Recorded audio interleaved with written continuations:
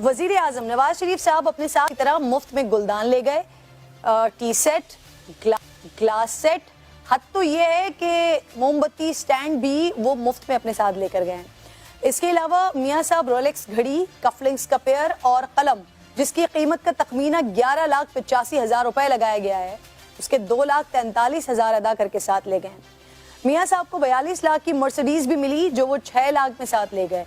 मरियम नवाज सिर्फ अपने साथ एक पाइनएप्पल का कार्टन लेकर गई हैं। रिकॉर्ड के मुताबिक 2008 में साबिक सदर आसिफ अली जरदारी ने 5 लाख मालियत की घड़ी अदायगी करके खुद रख ली। 2009 में साबिक सदर को 2 BMW गाड़ियां मिली जिनकी मालियत बन रही थी तकरीबन 9.5 करोड़, जबकि उन्हें एक टोयोटा लेक्सस भी मिली थी जिसकी मालियत 5 करोड़ रुपए थी। आसिफ अली जरदारी ने तीनों गाड़ियां 2 करोड़ 2 लाख रुपए से जायद अदा करके खुद रख ली थी। इसके अलावा भी डाटा आया है सामने, वो तकरीबन 50 लाख से जायद के तहाइफ अपने साथ ले गए।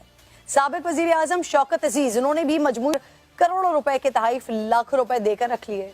सैकड़ों तहाइफ मुफ्त भी साथ ले गए।